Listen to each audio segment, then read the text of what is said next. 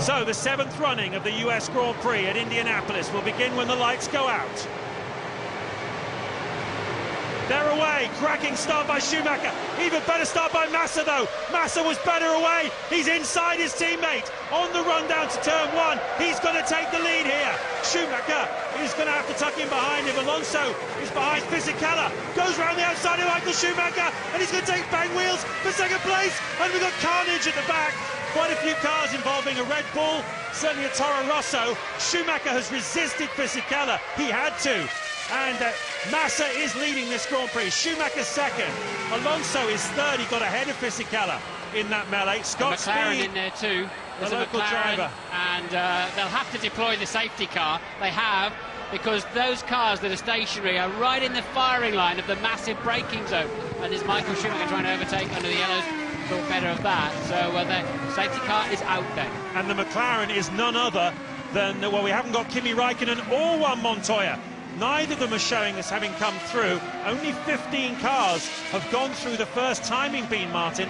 Watch the midfield group and also watch the group at the back. The group at the back had the accident into turn 1, and the midfield group of the 2 McLarens on the right with the red wings, you can see. Watch them into turn 2.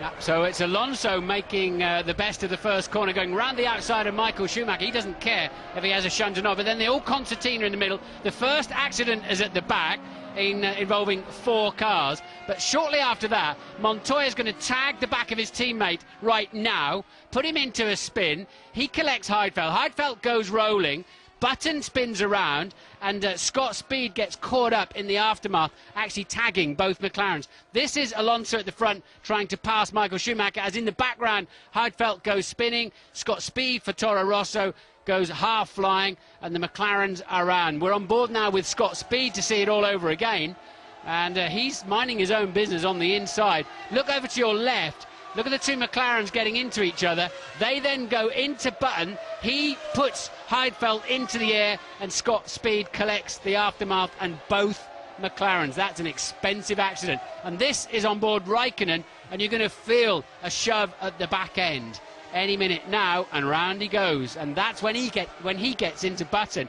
We don't know if Montoya was given any assistance from behind, but I don't think he was. We've got only 15 still circulating now, and we're under safety car conditions.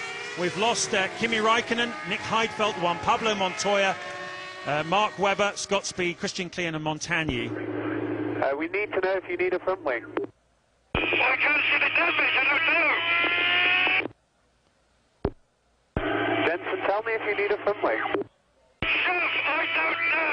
Check the cars when I come past. Roger that. Nick, that was one hell of an accident for you. I think it looked worse than it actually was, because I didn't have a huge impact. I was flipping, which actually was the first flip I ever had in a car, but it was not bad. Looked worse. Any idea what caused it from where you were? I just briefly saw it on the big screen. I think both McLaren collided, and that spun Kimi around and pushed him into me. Yeah, and I think it's bad news for Jenson Button. You saw in the pictures there, he came into the garage. What happened? You heard the radio message. Jenson said that he couldn't see if the front wing was damaged, but listen, it goes much worse than that. We saw it smoking, and now they are clearing a space in the Honda garage for Jenson Button. We think this one's terminal, James. Well, Scott Speed, we saw an innocent party in that. He must be absolutely gutted, Louise Goodman, to be out of his first US Grand Prix. Well, let's ask him, James. Scott, through no fault of your own, you're out of your first Grand Prix. At the end of the day, it's motorsport, isn't it? I mean, we were just in the wrong place at the wrong time, but nonetheless, we had a great weekend up to this point, and, you know, one of these days things are going to go our way and we're going to have a good result. You're taking it very well, but you must be so disappointed because you qualified so high up. Yeah, we had such a great opportunity. Even the start was awesome. I had passed Webber and Schumacher into turn 1, and we were sitting really, really good, but it can happen. Thanks, Scott. Let's get some more news from Ted. Yeah, and down at Honda, we thought it's all over. We saw Jenson Button being wheeled into the garage, but amazingly he's still in the car. And just lean over to Nick Fry. Nick, what's going on? Is it over or not? We're having a look. It looks like it might be. He's suffering from low water pressure, which probably means something's damaged, but we're going to give it a look, and then if we can get him out, we will. But according to the rules, we can't add water to the vehicle, so if it is short of water because it's been damaged, then probably that's the end of it for him, which is very unfortunate, obviously. Okay, thanks very much, Nick. Well, another bird's eye view of Scott Speed innocently being taken out of the Grand Prix. And Norbert Hagelstein, has he been flying in through the air? Yes, the answer is Nick Heidfeld, of course, so we now know well, did the triple somersault to give him, he's got to be careful he doesn't go too early. And it's a long way to the pit lane from there. He's got to let that safety car get away. The safety car goes off to the left. Massa's gone. Michael Schumacher's asleep. Well, that's unbelievable, isn't it? Michael Schumacher, look how far behind Felipe Massa he is.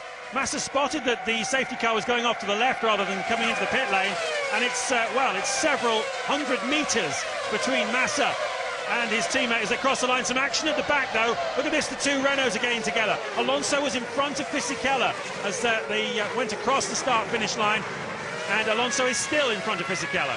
Barrichello, oh, we've got a spinner. It's the Midland spinning in the track, in the middle of the track.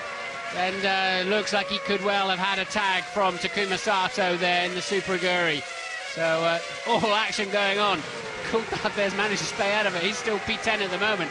Montero up in P9 for Midland. Rosberg, who started at the back of the grid, is 8th now.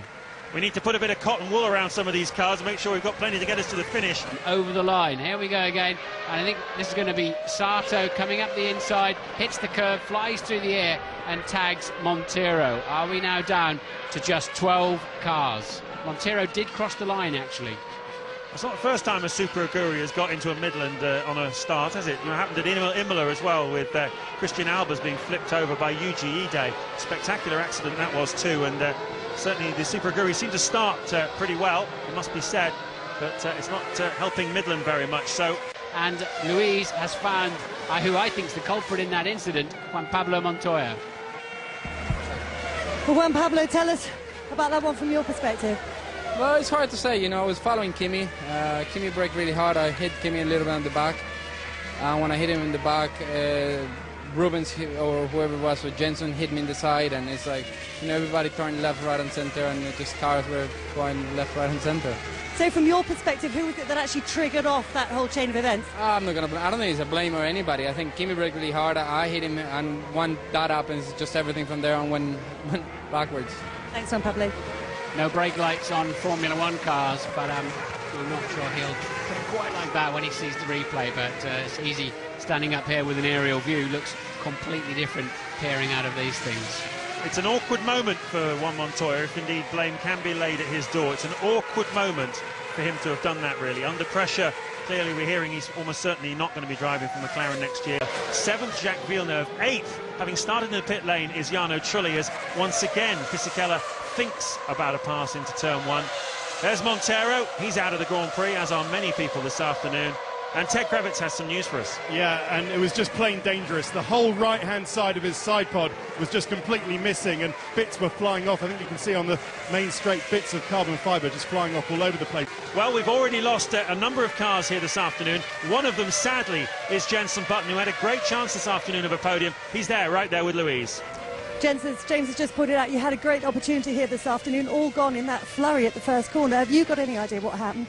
Well, it is, to start with, it's very disappointing because we had fueled really long.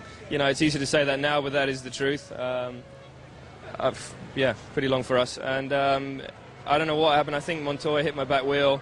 He had enough room on the inside. He had so much room. I don't know if he just understeered or what, or if he hit Kimi up the bum. I don't know. We said that on air. We just did. And then he just pushed me into Heidfeld, and then he rolled over.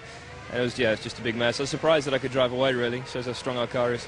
The team have spent a lot of time trying to work on the car, but no way they could fix it to get you out again? No, we're trying to get out because, you know, there's so few cars out there, but it's going to take too long, the problem, and, you know, with an issue that we had, running like that for 2 laps has probably damaged the engine, so... Bad luck. So that's Jenson Button a bit dejected. Is Fisichella going to have a go this time? I think he is. Down the inside to turn 1. Fisichella swoops through and takes that place. Alonso didn't really come across to try and close him off. And now we'll see the relative pace of the two cars. He has spent quite a few laps then tucked up behind his teammate, and it's cost him in terms of race time. Fisichella racing for a podium here. Fisichella was off there. Sorry, Alonso was well off the road there, James. Collected it back up again. The grass is quite dry now, but he's struggling and he's lapping quite a bit slower than Barrichello, Ralf Schumacher and Villeneuve behind him. So the world champion very much under